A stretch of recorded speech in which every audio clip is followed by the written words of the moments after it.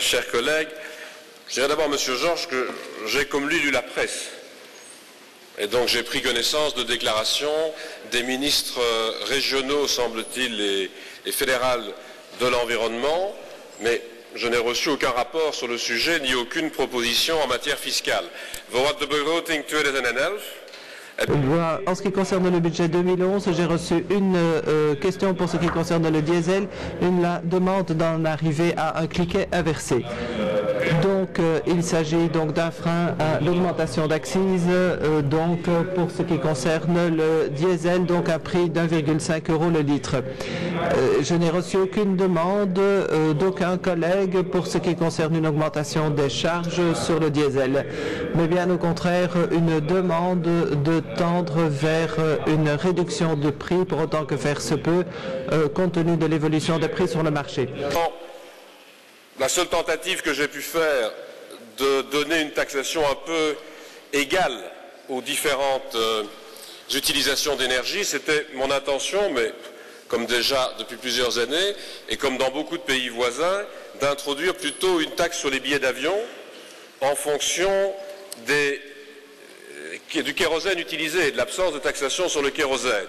Mais je dois vous dire que, en tout cas dans une des régions, on s'oppose à toute taxation en la matière, simplement parce qu'on me dit qu'une taxe d'1 € pour un voyage de 1000 km pourrait faire fuir des sociétés low cost.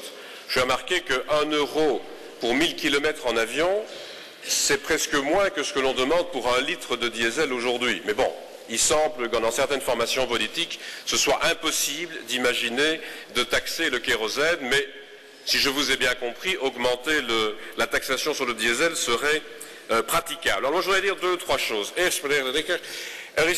Tout d'abord, il y a un problème de confiance. Depuis de nombreuses années, nous avons dit à de nombreux citoyens, vous pouvez opter pour le diesel avec un coût supérieur en matière d'investissement, donc dans un nouveau véhicule et un prix inférieur pour ce qui concerne les accises au diesel.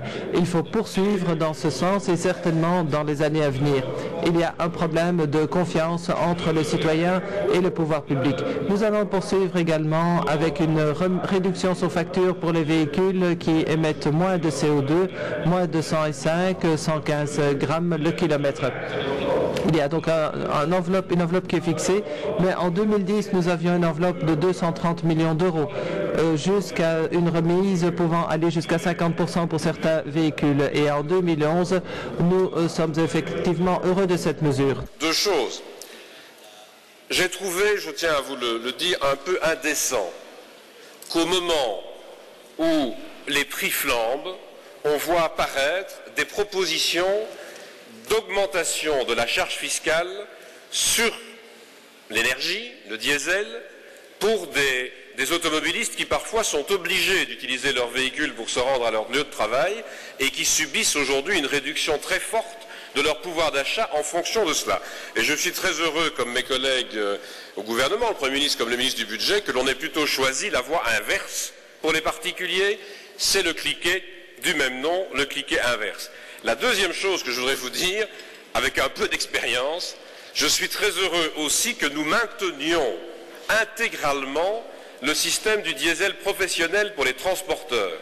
Moi, je me souviens d'avoir à plusieurs reprises dû remonter la rue de la Loi à pied au milieu des camions pour aller au cabinet de mon collègue ou de ma collègue en charge des transports, et pour, à la demande même, par exemple, M. Gilles Quinet de Mme Durand, il y a quelques années, trouver des réductions de charges pour les transporteurs. Ça n'est pas le moment, quand les prix flambent, d'aller agresser de nouveau ce secteur par des charges supplémentaires. Maintenant, je peux vous rassurer, que ce soit dans votre groupe, M. Georges, ou dans le vôtre, M. Gilles Quinet, ou dans ceux peut-être d'autres ministres de l'Environnement qui se sont prononcés, si les régions, dans leurs compétences sur le secteur du transport, veulent s'en prendre aux utilisateurs du diesel, qu'elles le fassent. Moi, je leur déconseille, et en tout cas au niveau fédéral, je n'en ai pas l'intention. Monsieur Georges. Mais oui, Monsieur le Président, mais j'ai pris note de la réponse de Monsieur le Ministre des Finances. Je prends acte de ce qu'il ne connaît pas, il n'a pas le rapport en question, donc je vais interroger son collègue et je vais solliciter qu'il me communique ce rapport et je ne manquerai pas de lui transmettre. Comme ça, nous pourrons au moins discuter avec un même document sur les mêmes bases. 2, je n'ai jamais demandé qu'on augmente les taxes. Donc, je dis simplement, je vois effectivement ce qui est suggéré. Et la question, vous êtes le ministre en charge des Finances, donc je vous pose immanquablement la question, puisque c'est vous qui êtes en charge infiniment de ce ministère. D'autant plus que les usagers qui ont fait ce choix se trouveraient piégés, puisqu'on les a incités à le faire, et quelque part, on leur dirait du jour au lendemain que ce fut un mauvais choix. Et la dernière chose, je comprends que vous souhaitiez ne pas user vos chaussures à pied, donc pour venir à pied, évidemment, à l'exercice de vos fonctions, mais il n'empêche que, voilà, moi, le débat est maintenant sur la place publique, et il faudra bien, à un moment donné, qu'il y soit donné réponse, à une réponse collective, une réponse individuelle, je veux bien. Moi, il n'y a personne dans mon groupe politique qui a été le signataire de ce document, je vois les signataires ici, donc wait and see, et je vous transmettrai le rapport dès que je l'aurai. Merci. Merci, Monsieur le Président. Je ne peux que remercier le ministre pour sa réponse extrêmement claire et nette. Il y a un avantage